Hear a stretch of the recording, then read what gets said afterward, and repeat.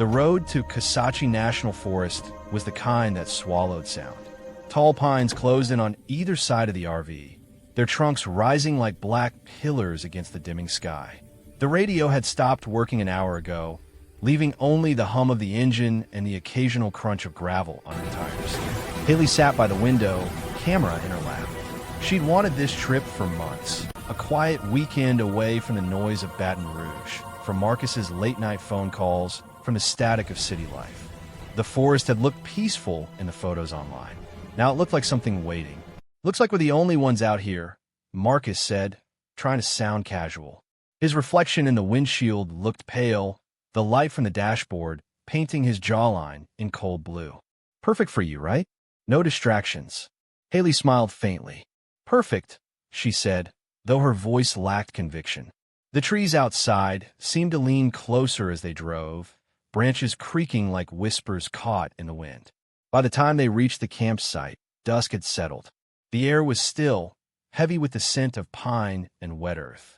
Haley stepped out and stretched, feeling the forest silence press against her ears.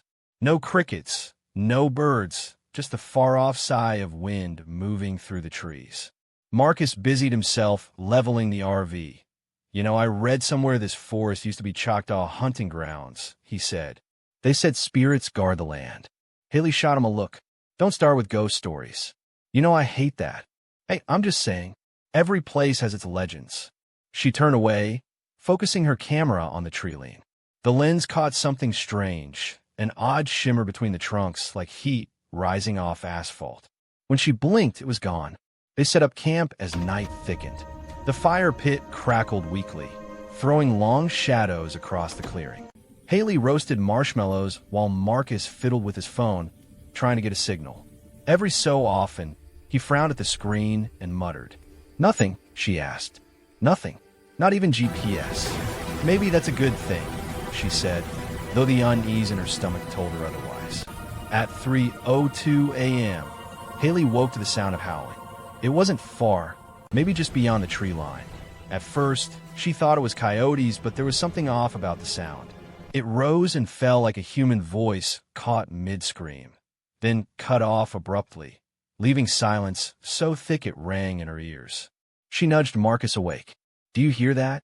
He groaned, rubbing his eyes. "Coyotes, probably." "That's not coyotes." Her whisper trembled. "Listen." The sound came again, longer this time, a pitch-perfect mimicry of a person crying for help, threaded with pain. Marcus sat up, fully awake now. "That sounded like someone," he admitted. They stepped outside. The forest was soaked in moonlight, the trees skeletal and motionless. The cry came once more, faint but clear. "Help, please." Haley grabbed Marcus's arm. "It's a person. We have to. Wait." His grip tightened. "It's coming from different directions." And it was. The same voice echoed from the east, then the west, overlapping itself in strange harmonies, like the forest was learning the sound and repeating it wrong. Marcus's flashlight cut through the trees. Between the beams of light, something flickered, a movement too quick to see clearly. Haley caught her breath. "Let's go back inside," Marcus whispered. They locked the RV and sat awake until dawn. The voices didn't return, but neither of them slept. When daylight finally came, Haley stepped outside and noticed something new, small carvings on the nearest pine. The letters were rough, gouged deep into the bark. "Don't listen." She touched the grooves, feeling the wood splinter beneath her fingertips. "Marcus," she called softly, "you need to see this." He joined her, frowning. "Probably just kids messing around." She pointed to another tree a few yards away. More carvings, this time reading, they copy. A cold wind slipped through the clearing, rustling the leaves though the air was otherwise still. For a long moment, neither of them spoke. Finally, Marcus said, "We'll pack up after breakfast." But they didn't. They stayed another night because Marcus didn't want to seem superstitious, and because Haley insisted the forest looked different in the daylight. The fear of last night's howl seemed almost foolish under the morning sun. Birds had returned to the branches. The air smelled clean, sharp with pine resin. But still, those carvings on the trees lingered at the edges of her mind. Haley followed a faint trail behind their campsite with her camera, hoping to distract herself. The light flickered unevenly through the canopy, dappling her face in moving shadows. Then she saw more markings. At first they were just initials, weathered letters eaten by moss. But as she went deeper, the carvings grew stranger. Words scraped in jagged hands. Don't listen. They copy. Turn back. She took a photo of each, the shutter clicking too loud in the hush. And then, just beyond a cluster of cedar trees, she saw something that made her breath hitch. A small wooden sign, nailed crookedly to a post, read, Bill and Linda's Camp. Below it, faded in paint that might once have been read, Visitors Welcome. Marcus, she called, her voice echoing unnaturally far through the woods. No answer, only the faint breeze, and beneath it, the sound of someone humming, a woman's voice, low and wavering. Haley turned, heart hammering. Through the branches, she saw smoke rising, a thin gray line twisting upward. A campfire. Relief flooded her. Maybe there were other campers nearby after all. When she reached the clearing, she saw them. An older couple sat beside a small fire, cooking something in a dented pan. They looked ordinary enough, weathered faces, flannel shirts, the smell of coffee drifting in the cold air. The woman noticed Haley first and smiled. Well, hey there, sweetheart, she said. Didn't expect company this deep in the woods. I'm sorry, I didn't mean to intrude, Haley said, lowering her camera. My husband and I are camped down the ridge, and we heard something strange last night. Voices, maybe. The man, Bill, she assumed, looked up slowly. His eyes were pale, almost gray, like fog glass. Voices, he repeated. What kind? Like someone calling for help. Bill and Linda exchanged a look, quick, tight, and full of something unspoken. You heard the echo, people, Linda said softly. Haley frowned. The what? They're not coyotes, Bill said. His voice was rough, dry as paper. They sound human sometimes.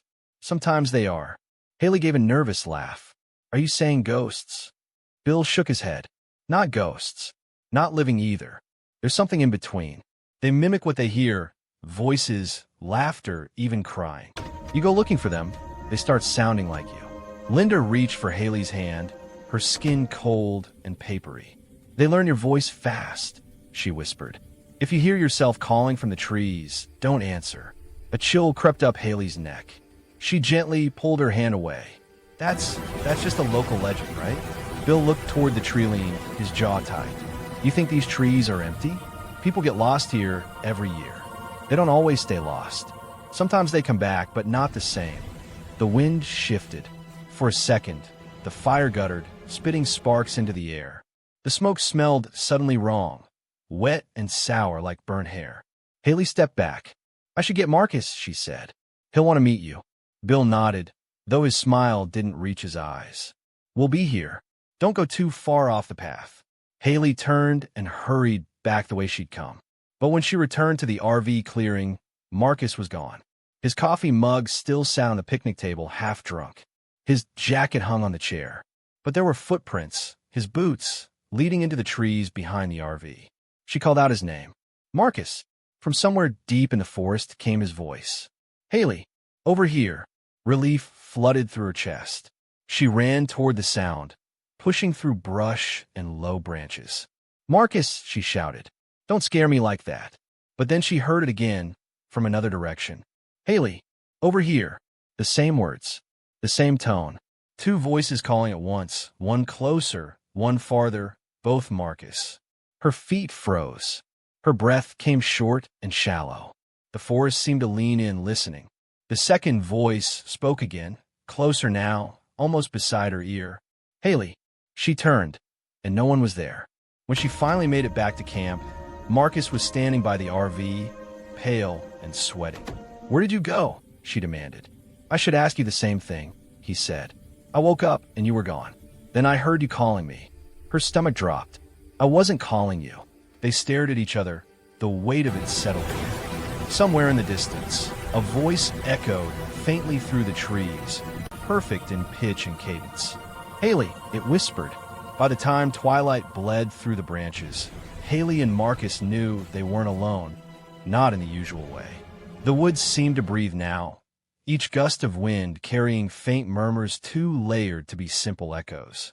They packed up in silence, but neither said aloud what both knew. They couldn't leave until morning. The narrow dirt road was too dark, too twisting to drive safely at night. Marcus stoked the fire higher. "We stay here, keep the lights on, and leave at sunrise," he said, more to convince himself than her. Haley nodded, though her eyes kept flicking to the trees. The carvings seemed closer than before. More of them, new ones, gouged deep into trunks she could have sworn had been bare that morning. "Don't answer them. Run." They copy. Every word felt like a breath on her neck. At 6:57 p.m., the sound of footsteps came from the darkness. Haley froze. Marcus reached for the hatchet by the fire pit. "Hello," he called. His voice wavered just enough to betray the fear beneath it. Then came a woman's voice. "It's us, dears. Bill and Linda. Don't be frightened." The relief was instant, but short-lived. They stepped into the firelight, smiling as though nothing was wrong. But their faces were pale in the glow, their movements slightly delayed, as if time stuttered around them. Their clothes were cleaner than before, not a single speck of ash or dirt from their campfire that morning. "We came to check on you," Linda said, her voice calm and too even. "The woods get strange after dark." Haley tried to smile back, but something in her gut screamed wrong. "Where's your camp?" she asked. "I couldn't find it again this afternoon." Linda blinked. "Our camp." Bill's head turned, the motion slow and mechanical. "We've always been here." Marcus shot Haley a look. "Maybe we should." "Sit." Bill interrupted, his voice suddenly sharp. "You shouldn't wander when they're awake." The fire crackled, and for a moment Haley thought she saw faces in the smoke. Vague outlines, mouths open in soundless screams. "Who's awake?" she asked. Bill's smile returned, brittle and too wide. "The ones who echo." The forest groaned softly, like would understrain. The air thickened. Behind them, the pines seemed to shift, their shapes blurring. From the darkness came the faint, distant sound of her own voice. "Marcus," it called, perfectly her tone, trembling, afraid. "Marcus, please help me." Marcus's face drained of color. "Haley, I didn't say that," she whispered. Bill stepped closer, eyes reflecting the firelight like animal glass. "You see? They know you now. You heard them, and they heard you back." Linda's head tilted at an unnatural angle. "It's too late to leave. You've been copied." Then she smiled again, too wide, splitting into something inhuman. Her skin seemed to ripple, a shimmer like heat mirage running through her features. For one terrible second, Haley saw her own face flicker across Linda's, the same eyes, same trembling mouth. Marcus stumbled back, horror-struck. "What the hell?" "Run," Haley hissed, grabbing his hand. They bolted into the trees, branches clawing at their clothes. Behind them came laughter, Linda's or maybe Haley's. It was impossible to tell now. The forest echoed every sound they made. Each footstep had a twin. Each breath came back to them in delay, mocking. "Haley!" someone shouted behind them. Marcus's voice. Except Marcus was right beside her. "Don't listen," he gasped. "Keep running." But the woods bent against them. The path split and merged, trees repeating like a reflection caught in glass. The air felt heavier the deeper they ran, like wading through invisible water. Then, ahead, a clearing opened, moonlight pooling in its center. And there, half sunk into the earth, stood an old wooden sign, Bill and Linda's camp. The whispers rose into a chorus, and from the tree-line came shapes, shadow-thin, human outlines with no faces, mouths stretching as they mimicked the couple's screams from earlier. Haley and Marcus turned and ran again, but the voices followed, laughing, crying, repeating their own names in perfect mimicry. "Haley! Marcus! Don't go! Stay!" Branches reached like fingers. The forest twisted until up and down blurred, until the only light left was the pale, flickering flame far behind them. Then silence. They burst through the last line of trees, stumbling onto the gravel road that led out of Kasachi. The RV waited just ahead, its headlights still off, its door open as if someone had left in a hurry. They collapsed inside, slamming the lock, gasping for breath. Marcus grabbed the keys, started the engine, and didn't stop until the forest was miles behind them. Neither spoke for the rest of the drive. But as dawn broke, Haley finally whispered, "We made it." Marcus nodded slowly. "Yeah." Then from the passenger seat, just beside her, she heard his voice again. Too perfect, too soft. Whisper, "Haley, we never left." She turned. Marcus was staring straight ahead, white-knuckled, his lips unmoving.